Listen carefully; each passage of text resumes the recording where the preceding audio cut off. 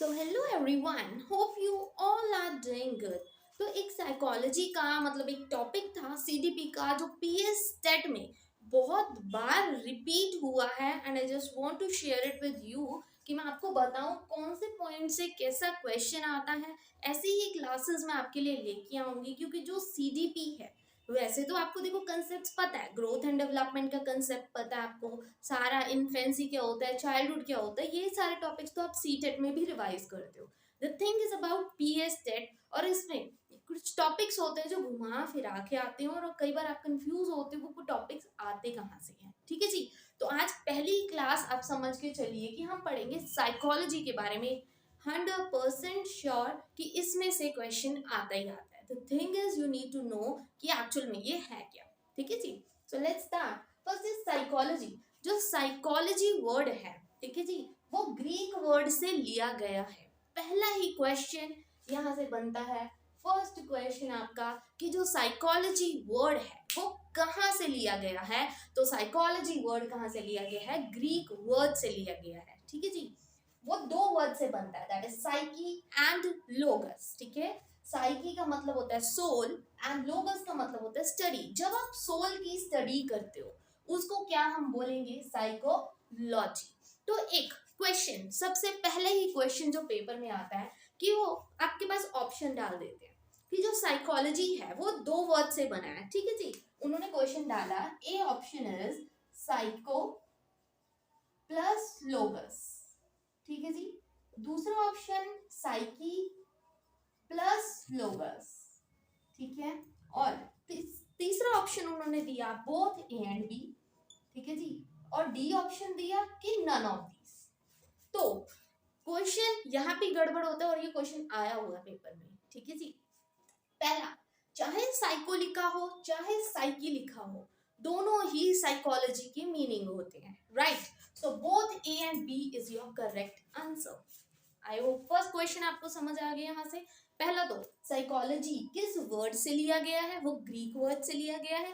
दूसरा, दो वर्ड्स को जोड़ के बनता है साइकी प्लस लोगस, इसको हम साइको भी बोलते हैं। ठीक है जी। याद रखना, साइको प्लस लोगस भी हो सकता है, साइकी प्लस लोगस भी हो सकता है। दोनों का मीनिंग क्या है? सेम है।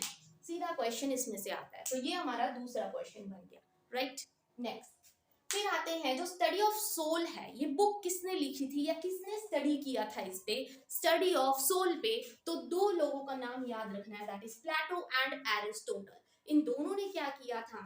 साइकोलॉजी जो है ना, स्टडी ऑफ सोल जिसको हम बोलते हैं, उस पर स्टडी किया था, राइट। उन्होंने बुक लिखी थी या स्टडी किया था, जैसे आपको पढ़ना है वैसे पढ़ो। स्टडी ऑफ द सोल किसने बुक लिखी थी? प्लेटो एंड एरिस्टोटल ने। और ये क्वेश्चन आया हुआ है पेपर में, राइट। देन उसके बाद कुछ रिसर्च चली। ठीक है जी। स्टडी ऑफ सोल के बाद उन्होंने कुछ रिसर्च की और रिसर्च करने के बाद उन्होंने नाम चेंज कर दिया। स्टडी ऑफ सोल से उन्होंने क्या कर दिया? Study of mind. सोल क्या होती है? हमारी आत्मा। आत्मा की स्टडी को हमने बोला था साइकोलॉजी, इन्होंने बोला प्लेटो एंड एरिस्टोटल, राइट। उसके बाद क्या हुआ? उन्होंने नाम चेंज कर दिया रिसर्च करने के बाद और उन्होंने बोला इसको स्टडी ऑफ माइंड बोलते हैं। तो अब स्टडी ऑफ माइंड पे किसने काम किया?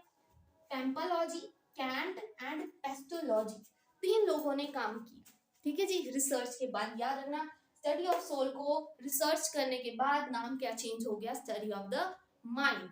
आई होप दिस इज क्लियर। इतना क्लियर हो गया और इसमें से क्वेश्चंस आते हैं।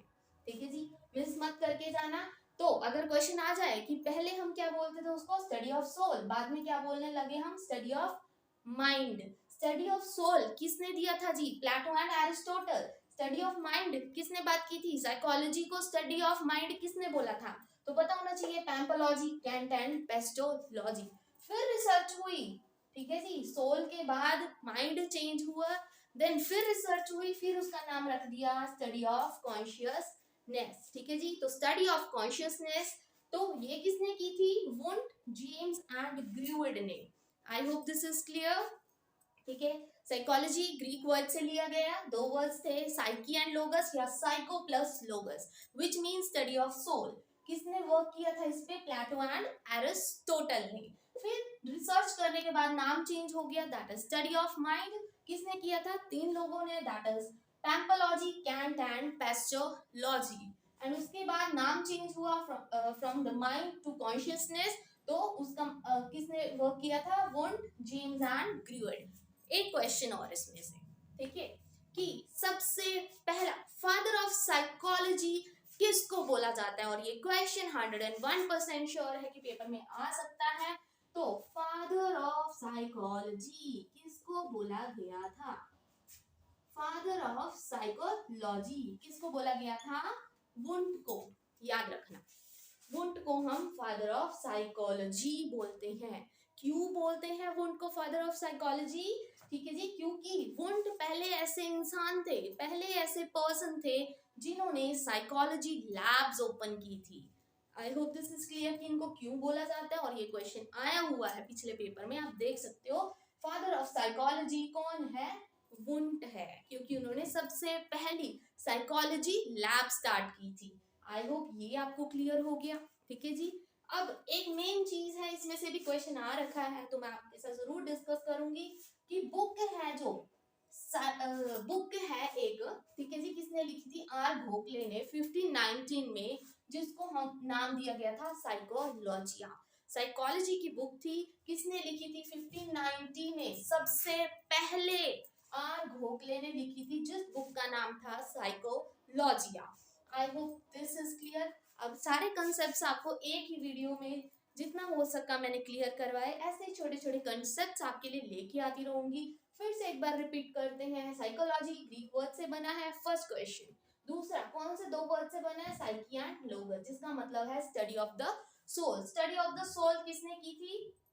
प्लेटो एंड एरिस्टोटल। रिसर्च हुई, नाम चेंज हुआ to the study of mind, किसने काम किया था? Pomponazzi, Kant and पेस्टलॉजी।